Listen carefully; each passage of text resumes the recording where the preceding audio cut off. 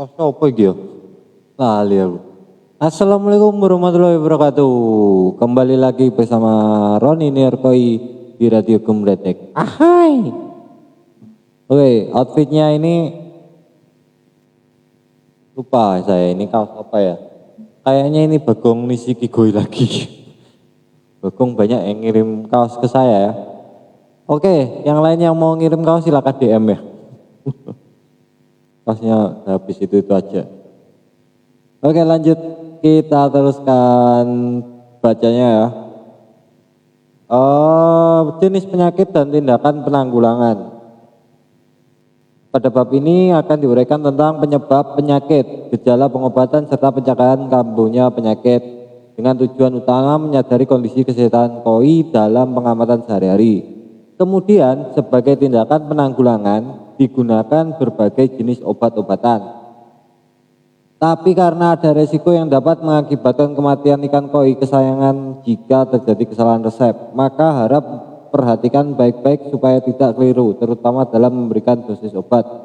Di antara obat-obatan terdapat jenis obat keras yang diatur hukum, lalu mengenai resep obat disarankan untuk menghubungi pihak peternakan ikan koi dan toko penjual koi, dan sedapat mungkin berkonsultasi dengan lembaga riset perikanan atau klinik pengobatan penyakit ikan serta orang yang memiliki sertifikat peternakan ikan koi.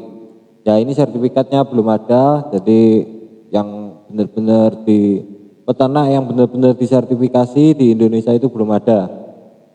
Atau saya nggak tahu ya kalau sudah ada.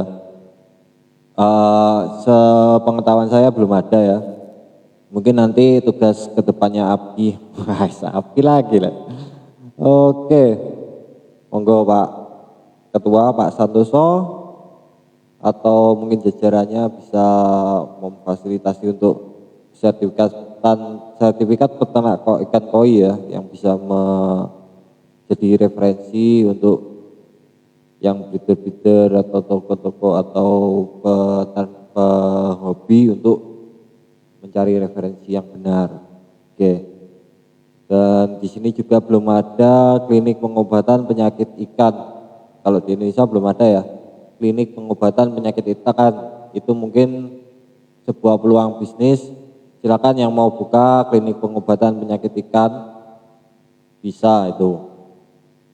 Yang sudah expert ya. Kalau petani gembredek ini ya belum bisa, nggak tahu. Belum bisa boloh kita mikir suara nih. Oke, wis rada penak suarane. Ya lumayan gitu ya. Oke, langsung penyakit yang disebabkan oleh parasit. Penyakit tampak oleh mata ya. Jadi parasit itu gejala klinisnya diperhatikan dengan sedang berenang. Pertama, ya, penyakit kutu ikan, arbulosis. Nah, arbulus itu biasanya warnanya hijau yang nempel-nempel itu ya. Penyebabnya terdapat parasit kutu ikan kelompok Crustacea, arbulus japonicus, arbulus. Berbentuk bulat pipih 3 sampai 9 mm yang menumpang tinggal pada permukaan tubuh ikan. Tempat yang dihinggapi parasit itu meliputi seluruh bagian tubuh ikan, terutama pangkal sirip. Dalam tempat yang mudah diserang pada kasus ikan besar di dalam mulut juga seringkali terjadi tempat parasit.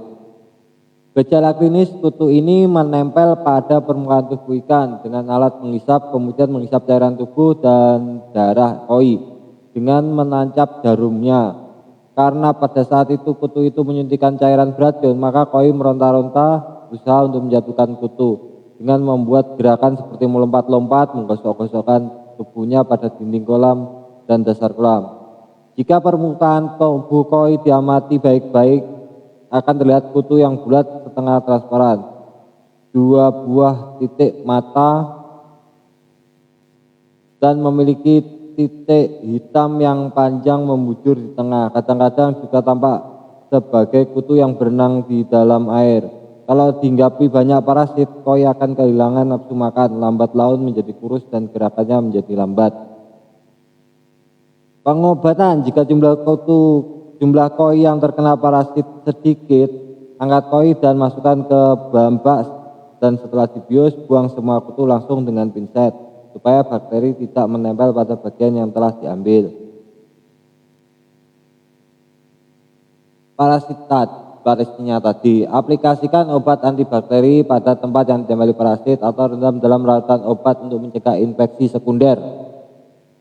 Pada waktu menangani koi, seisi kolam melarutkan antelmitik dengan dosis tertentu dalam air kolam merupakan cara yang praktis.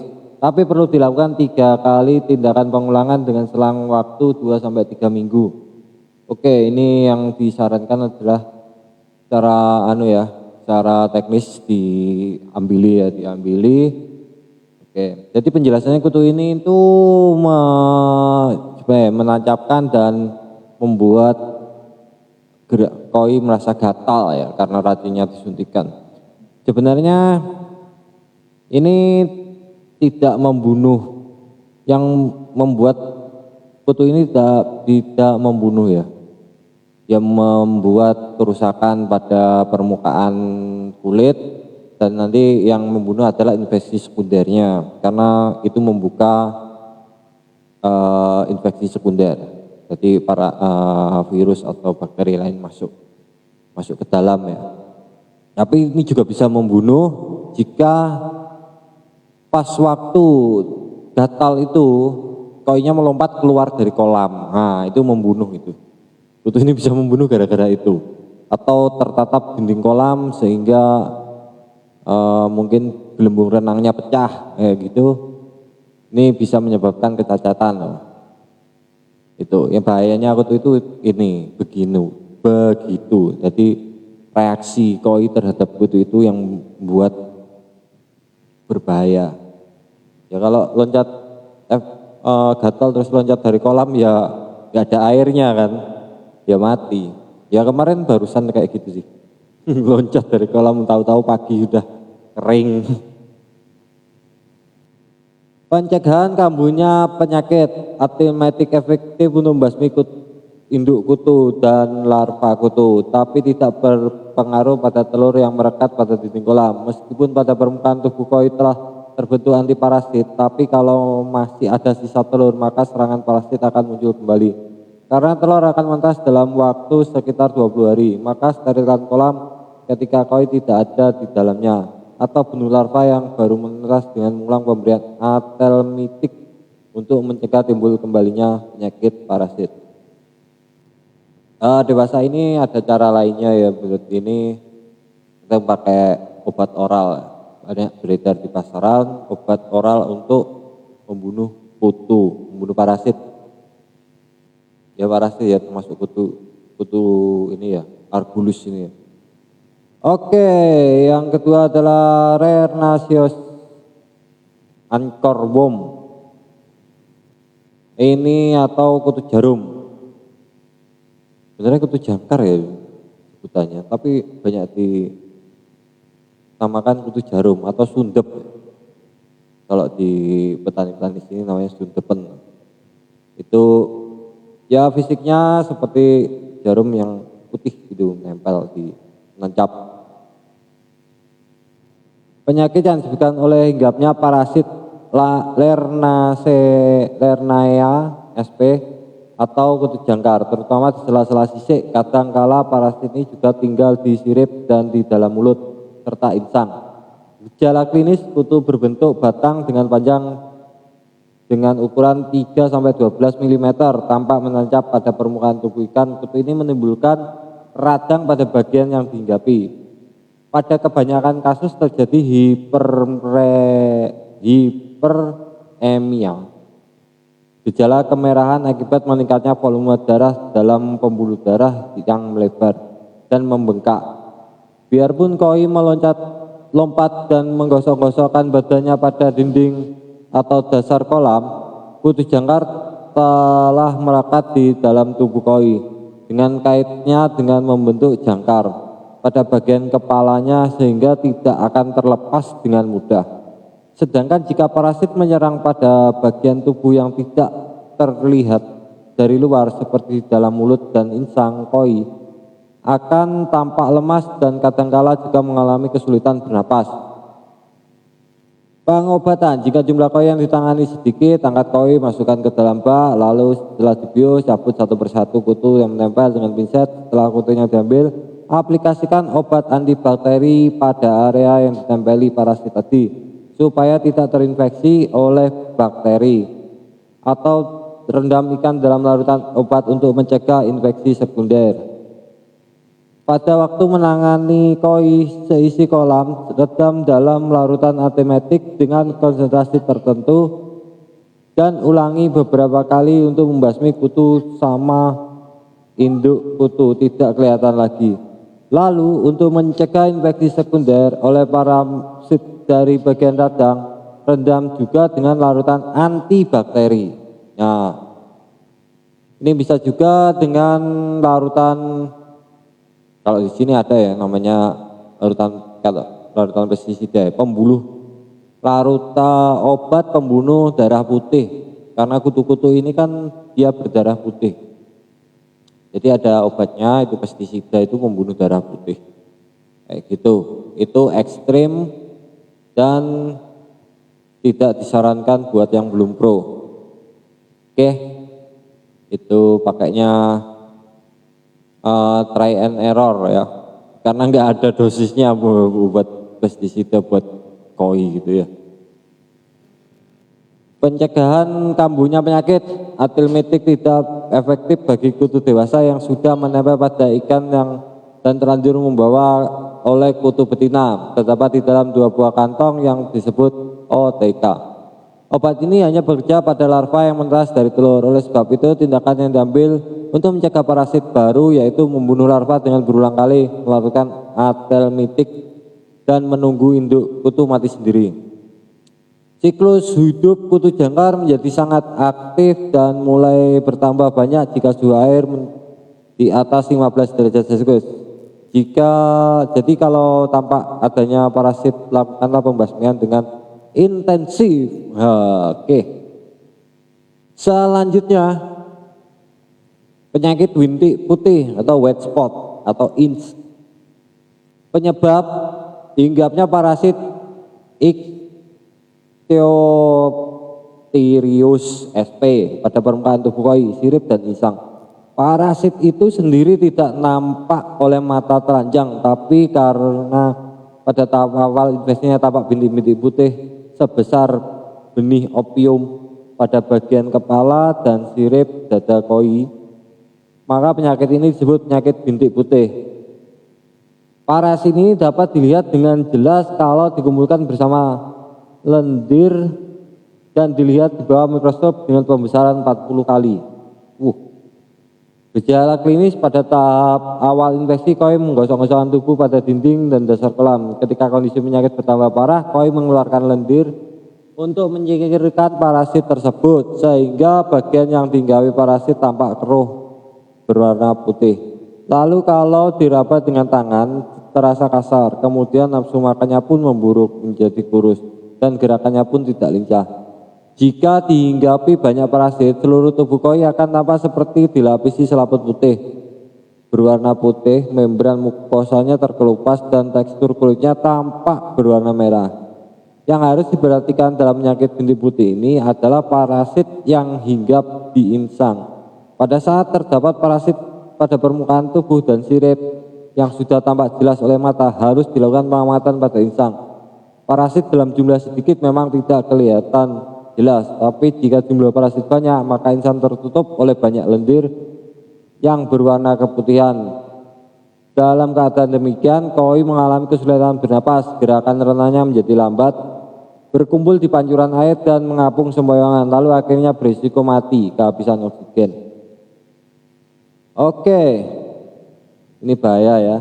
Ini kalau tidak ditanggapi serius, memang gejalanya terlihat di batok kepalanya. Ini pengobatan, ketika penyakit bintik putih sudah parah, kekuatan fisik koi pun melemah dan sulit diobati, maka yang penting adalah cepat terdeteksi dan diobati. Meskipun demikian, Ichthyophthirius hidup di antara kulit epidermis dan selaput membran. mukosa serta di antara jaringan insang dan membran mukosa bergerak ke sana kemari. Akibatnya efek larutan obat antiemietik tidak dapat diandalkan dalam hal ini. Kalau ada alat pemanas, naikkan suhu air kolam sampai 28-30 derajat Celcius. Pertahankan suhunya sampai tidak kelihatan bintik putih pada koi. Jika tidak dapat dipanaskan, rendam ikan dalam larutan garam 1%. Memakai garam dapur selama 1 jam. Lakukan 3 hari berturut-turut. Nah, ini yang bisa dilakukan dengan rendam air garam ya. Jadi treatmentnya bisa, yang pernah saya lakukan adalah taruh di akuarium, kasih aerator, kasih garam. Besoknya gitu lagi selama 3 hari minimal.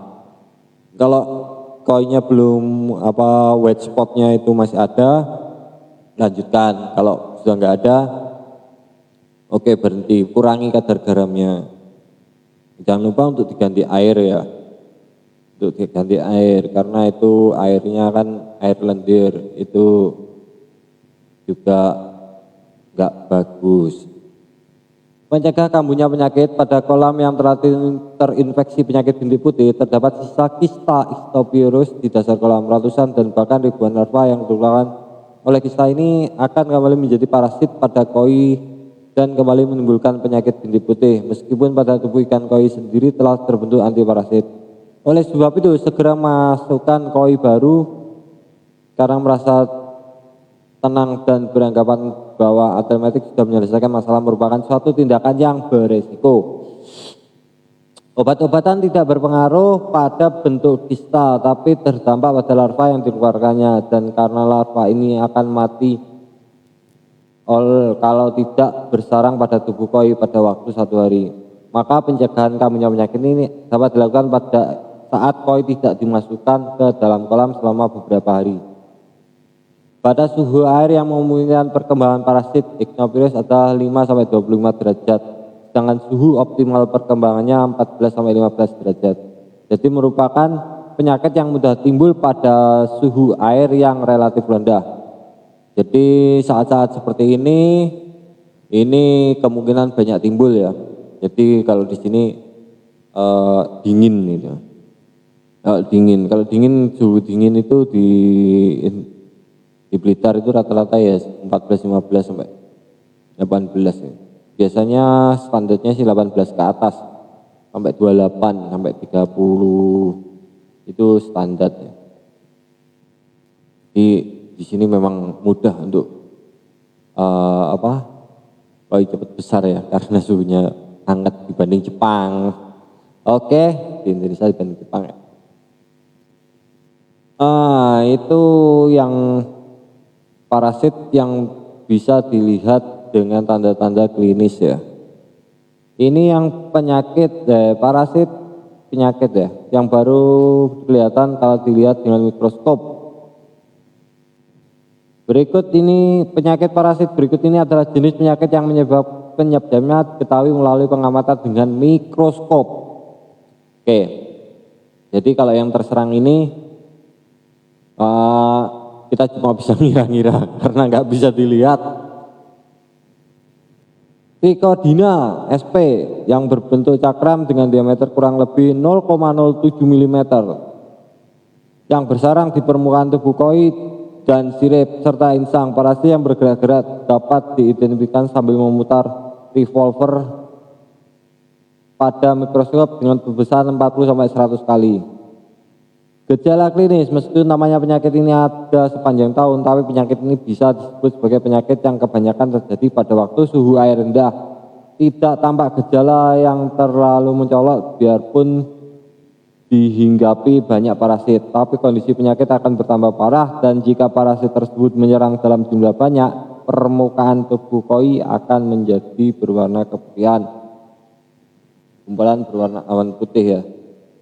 Akibat sekresi lendir yang berlebihan, membran mukosa terkelupas dan memperlihatkan tekstur yang kasar, serta permukaan tubuh menjadi berwarna merah. Koi kehilangan nafsu makan sehingga menjadi kurus, gerakannya pun menjadi lambat. Yang harus diperhatikan adalah parasit yang banyak menyerang di insang. Akibat sekresi lendir insang yang berlebihan, koi akan mengalami kesulitan bernapas, sehingga tenaga untuk berenang dan mudah mati. Anakan ikan yang berumur 1 tahun mudah terkena serangan penyakit ini. Sedangkan ikan yang berumur 2 tahun ke atas kebanyakan menderita luka ringan. Selain itu tampak pada banyak kasus di mana parasit ini bergabung dengan parasit lainnya. Pengobatan sebelum penyakit bertambah parah, koi dapat disembuhkan dengan merendam dalam larutan garam atau larutan atelmetik. Pencegah kambuhnya penyakit setelah dihinggapi di tubuh ikan, trichodiana bertambah banyak dengan membelah diri. Jadi kalau membasmi sampai ke akar-akarnya pasti bisa mencegah kambuhnya serangan penyakit ini. Tapi kalau terjadi perpindahan ikan dan air, parasit mudah ikut terbawa masuk. Maka dari itu penyakit ini bisa dibilang penyakit parasit yang mudah menyerang balik. Mensterilkan ikan ketika akan dimasukkan ke kolam merupakan langkah yang penting. Oke.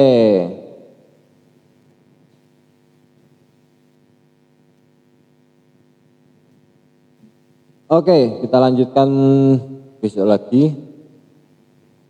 Masih dalam penyakit yang tidak terlihat oleh mata. Ini masih penyakit ya, penyakit itu penyakit parasit ini. Selanjutnya itu klidonialisasi. Terdapat parasit klidonila sp yang berbentuk seperti uang logam pipih. Ini masih sama, cuma jenisnya yang berbeda. Terus ada lagi histobidosis. Itu dulunya kestannya parasit berbentuk oval atau kacang yang pipih. Nah itu masih sama, gejala klinisnya penyakit juga sama, hampir sama. Nah epiteliasis, nah ini juga sama. Jadi kalau penyakit nggak bisa dilihat dengan mata ini memang gitu sama-sama, ini mirip. Daclyosis, Dionydaclyosis, apa ini? Ah ini cacing, cacing yang ada di permukaan kulitnya ya. Itu cuma bisa dilihat dari mikroskop ya. Ini harus pakai pengamatan ahli ya. Oke, begitu aja ini yang bab penyakit parasit ya, kita bahas tadi, kita bacakan tadi yang parasit. Jadi penyakit ikan koi yang dari parasit. Parasit yang terlihat dan parasit yang tidak terlihat atau harus menggunakan mikroskop untuk mengetahuinya. Itu. Jadi kesimpulannya tadi adalah kutu kuro, Argulus yang hijau-hijau itu sama kutu jangkar atau sundep dan white spot itu parasit yang bisa dilihat dengan mata. Oke. Dan ada beberapa yang lainnya adalah parasit yang tidak bisa dilihat dengan mata. Nah, kadangkala yang terjadi adalah parasit yang tidak terlihat dengan mata ini dianggap sebagai terkena virus. Oke, kenapa begitu? Karena memang nggak kelihatan dengan mata ya. Terus kena penyakit cacing dianggap kena herpes kayak gitu. Ini salah ya. Jadi ikuti terus, jangan sampai ketinggalan untuk mengetahui sampai ke penyakit yang bernama virus. Apa ya? Serangan yang berwarna virus ya, penyakit itu. Yang disebabkan oleh virus, berbagai macam virusnya, tanda-tandanya dan sebagainya. Oke, saya bacakan besok. Berurutan ya. Oke, terima kasih sudah menonton. Semoga bermanfaat. Semoga menambah wawasan kita semua. Oke, maju terus perkawinan Indonesia. Semangat. Assalamualaikum warahmatullahi wabarakatuh. Wassalamualaikum warahmatullahi wabarakatuh. Oke, saya mau makan malam. Allahumma barik lana fi ma razaqtana wa qina adzabannar. Amin.